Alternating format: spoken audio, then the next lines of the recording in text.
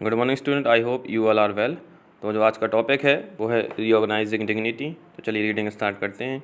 You may have understand why now that the caste we are born into, the religion we participate, the class background we come from, whether we are male or female, these are often things that determine why some people are treated unequally. Om Prakash Valmiki and the Ansari are being treated unequally on the basis of difference of caste and religion.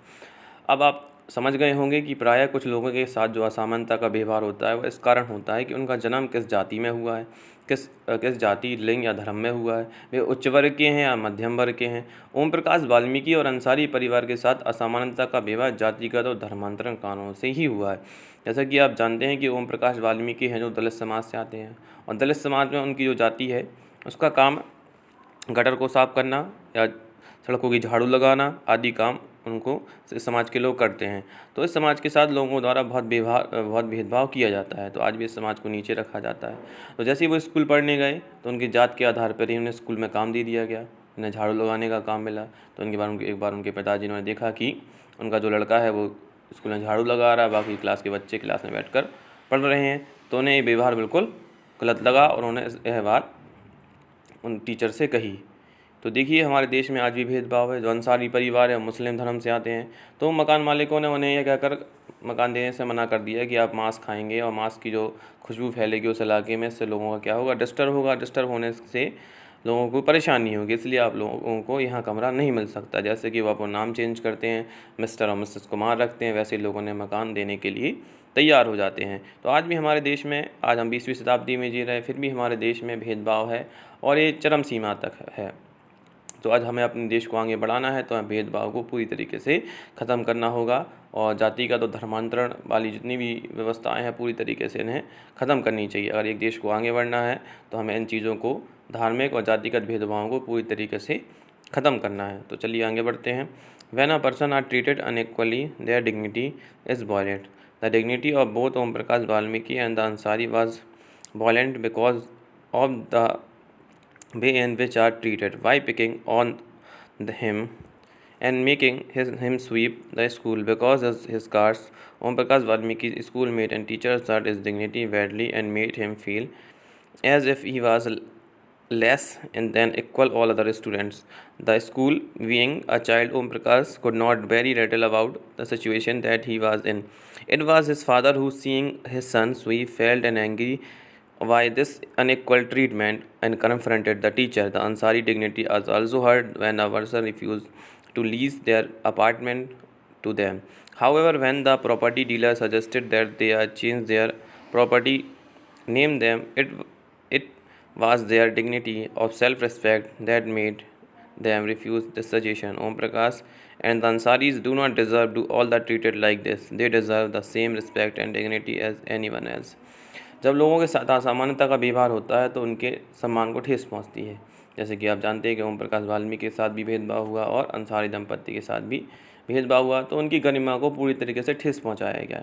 ओम प्रकाश वाल्मीकि को उनकी जाति के कारण school में झाड़ू लगाकर शिक्षकों और छात्रों से ने उनके सम्मान को पूरी तरह आहत किया और उन्हें महसूस कराया कि वे विद्यालय के अन्य छात्रों के समान नहीं हैं, उनसे कमतर हैं।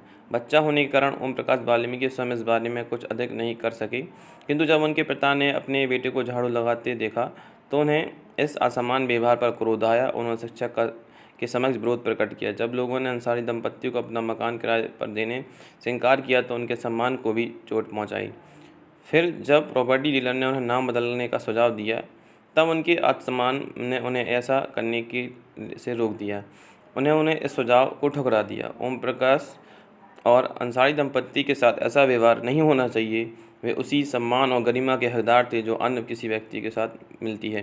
जैसा कि आप एक पोस्टर देख रहे हैं, इसमें एक पिक्चर का सीन दिया गया है। जो पिक्चर है, जो इन 1975 film is Deewar, a boy who works as a shoeshine refuses a pick up a coin throw at him. He feels that there is dignity in the work that does not in instance that he is fee to given respectfully.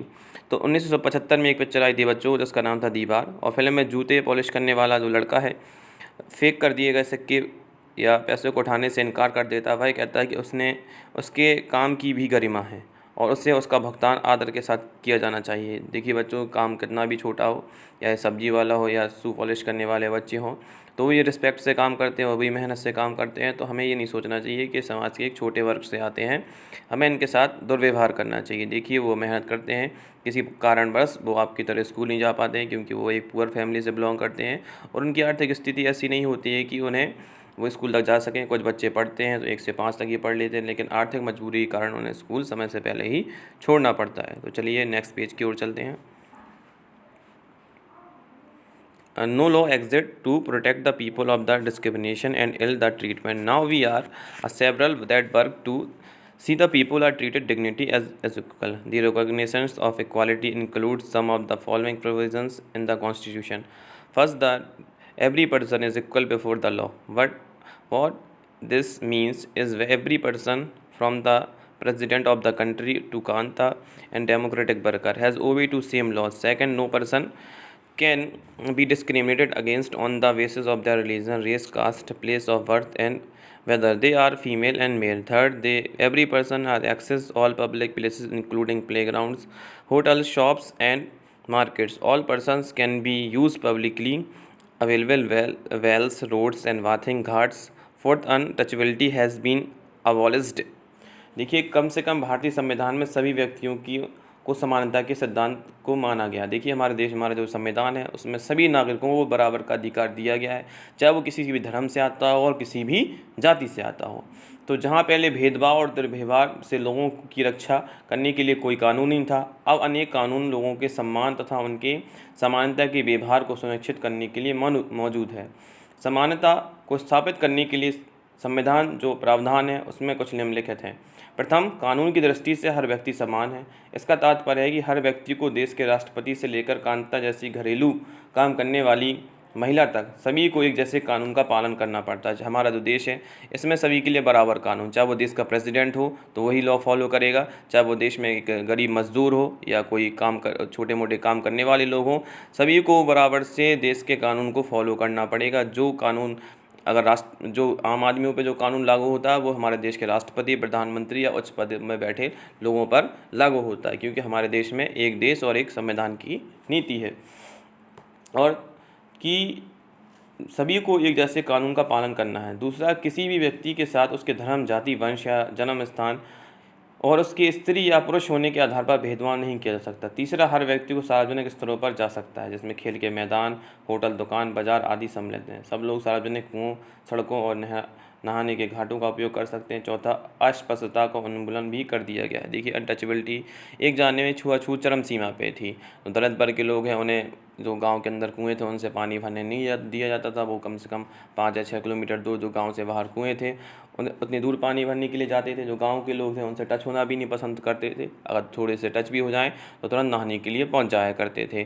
तो इस जाति ने बहुत सारे भेदभाव सहे हैं। बाद में भीमराव अम्बेडकर ने इस जाति को उनकी अधिकारों तक पहुंचाया। फिर आज स्थिति ऐसी है कि हमारे देश में जो अनटचेबिलिटी है वो धीरे धीरे ख़त्म होने के कगार पे है और मैं आशा करता हूं कि भारत में पूरी तरीके से ख़त्म भी हो जाए। चलिए आगे बढ़ते हैं। The two ways in which the government has tried to implement the equality that is granted in the constitution, the first through the laws of the second through the government programs or scheme to help the disadvantaged communities. There are several laws in India to protect every person's right to be treated equally. In addition to law, the government has also शासन ने संविधान द्वारा मान्य किए गए समानता के अधिकार को दो तरीके से लागू किया गया। पहला, कानून के द्वारा और दूसरा, सरकार की योजनाओं व कार्यक्रम द्वारा सुविधाहीन समाज की मदद करके। तो चलिए आगे बढ़ते हैं कि आप नेक्स्ट पेज पे देखें कि जो मिड डे मील स्कीम चल रहा है तो आप सब बच्चे जानते हैं जो हमारे देश के सरकारी स्कूल हैं तो उनमें जो गरीब बच्चे हैं तो स्कूल एक ज़माना था बच्चे स्कूल पढ़ने नहीं जाते थे, तो सरकार ने एक योजना चलाई कि कम से कम बच्चों को खाने, क्योंकि बच्चों को पोषक आहार दिया जाए तो इसके बहाने बच्चे कम से कम स्कूल पढ़ने के लिए पहुँचे। तो वही आपको इस पिक्चर में देखने के लिए मिलेगा और आपका टॉपिक भी मिड डे मील से रिलेटिव है। सब बच्चे इस टॉपिक को अच्छी तरीके से जानते भी हैं। Set up several scheme to improve the lives of communities and individuals who are being treated unequally to several centuries. These schemes are ensure the greater opportunity for the people who have not had this in the past. कानून के साथ साथ सरकार उन समुदायों जिनके साथ सैकड़ों वर्षों तक असमानता का व्यवहार हुआ है उनके जीवन को सुधारने के अनेक कार्यक्रम और योजनाएं लागू किए हैं। ये योजनाएं सुनिश्चित करने के लिए हैं चलाई गई हैं जिन लोगों को अतीत में अवसर नहीं मिले हैं अब उन्हें अधिकार के अवसर प्राप्त हों। जो समाज में काफ़ी पिछले हिस्सों में जैसे एसटी वर्ग के लोग हैं वो काफ़ी हद तक उनकी समाज है वो पिछली हुई है, आज भी उनकी स्थिति काफ़ी दयनीय है, आज भी बहुत पीछे हैं। तो लेकिन धीरे धीरे उन समाज के लोगों को एजुकेशन की ओर जोड़ा जा रहा है, बच्चों को स्कूल पहुँचाया जा रहा है। तो सरकार लगातार योजना चलाई जा रही है कि कम से कम बच्चे खाने के बहाने स्कूल तो आएँ पढ़ने के लिए। धीरे धीरे भारत में मिड डे मील स्कीम को लागू किया गया और सबसे पहले मैं आपको जानकारी दे दूं, मिड डे मील स्कीम की शुरुआत तमिलनाडु स्टेट से ही की गई थी। वहाँ की सरकार ने एक योजना लागू की कि जो बच्चे स्कूल पढ़ने के लिए नहीं आते थे, तो क्योंकि वो गरीब समाज से थे, उनके पास 2 वक्त का खाना नहीं था, तो सरकार ने एक अनुमान लगाया कि बच्चे अगर सरकार बच्चों को कम से कम प्रोटीन से युक्त खाना दे तो बच्चे स्कूल पढ़ने के लिए आएंगे और साथ में पढ़ेंगे और अपने समाज को भी बदलने में मदद करेंगे। तो चलिए इसी टॉपिक पर चर्चा कर लें। One of the step taken by the government include the mid day meal scheme. This refers to the program is introduced in all the government implement school to provide the children with the cooked lunch. Tamil Nadu was the first state in India to introduce the scheme. At 2001, the Supreme Court asked all the state government to wing this program in their schools. With 6 months, this program has had many positive effects. This include the fact that more poor children have begun enrolling and regularly attending school. Teachers reported the earlier children would often go home lunch and they're not return the school, but now with midday meal being provided in school, their attendance has improved. Their mothers who earlier not interrupt their work and feed their children at home during the day now no longer need to do. This program has also helped reduce the caste projections because the children all the caste in the school eat this meal together, and quite a few places Dalit women have been employed to cook the meal.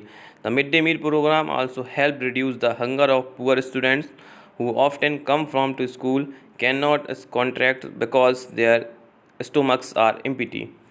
इस दिशा में सरकार द्वारा उठाया गया कदम है कि जो मध्याह्न भोजन है, जो लंच है, वो सरकार ने अपनी तरफ से लोगों को देना चालू किया। सबसे पहले इस योजना का नाम दिया गया मिड डे मील योजना। आज हमारे पूरे इंडिया में जितने भी स्टेट्स हैं, जितने भी यूनियन टेरिटरीज स्टेट हैं, जिनमें 1 से लेकर 8 तक विद्यालय संचालित होते हैं, उनमें मिड डे मील स्कीम के तहत खाना दिया जाता है कि बच्चे कम से कम स्कूल पढ़ने आए और कम से कम खाने के बहाने कम से कम स्कूल तो पहुँचे। तो इस कार्यक्रम के अंतर्गत सभी सरकारी प्राथमिक स्कूलों में बच्चों को दोपहर का खाना स्कूल द्वारा दिया जाता है। यह योजना भारत में सर्वप्रथम तमिलनाडु राज्य में प्रारंभ की गई और 2001 में हमारे देश के सुप्रीम कोर्ट हैं, तो सुप्रीम कोर्ट ने सभी राज्यों को गाइडलाइन जारी कर दी कि वो इस स्कीम को लागू करें और सभी स्टेट्स में मिड डे मील स्कीम के तहत बच्चों को, जो गरीब बच्चे हैं, उन्हें खाना दिया जाए।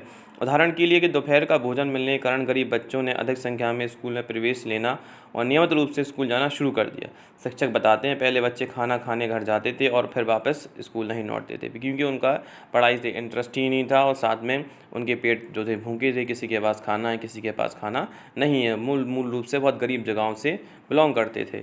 तो जैसे मिड डे मील स्कीम चालू हुई वैसे स्कूलों में बच्चों की संख्या लगातार बढ़ती चली जा रही है और अब भी ये देखने को मिल रहा है कि इस स्कीम का हमारे देश में फ़ायदा हुआ है। परंतु जब से स्कूल में मध्याह्न भोजन मिलने लगा तो उनकी परिस्थिति में सुधार आया। वे माताएं जिन्हें पहले काम छोड़कर दोपहर में बच्चों को खाना खिलाने पर घर आना पड़ता था, उन्हें ऐसा नहीं करना पड़ता है। इस कार्यक्रम में जातिगत पूर्वग्रहों को कम करने की सहायता मिली है, जो जातिगत भेदभाव से कम करने में सहायता मिली, क्योंकि स्कूल में निम्न और जाति के बच्चे साथ भोजन करते हैं। कुछ स्थानों पर भोजन पकाने के लिए दलित महिलाओं को काम पर रखा गया है। मैं आपको बता दूँ दलित समाज जो है वो बहुत जैसे भारत जो हिंदू समाज है उसमें काफ़ी नीचे रखा गया है। तो जैसे अनटचेबल कह सकते हैं कि लोग उनसे टच होना नहीं पसंद करते हैं। जब टच होना पसंद नहीं करेंगे तो उनके द्वारा तो पका हुआ खाना वो कैसे खाएंगे। तो सरकार चाहती थी कि दलित महिलाएं वो स्कूल में मिड डे मील खाने को बनाएं, जिससे समाज में जो फैली कुरीतियाँ उनको पूर्णतः दूर किया जा सके। तो मध्याह्न भोजन कार्यक्रम में निर्धन विद्यार्थियों की भूख मिटाने में सहायता की और जो प्रायः खाली पेट स्कूल आते थे और इस कारण पढ़ाई पर ध्यान केंद्रित नहीं कर पाते थे।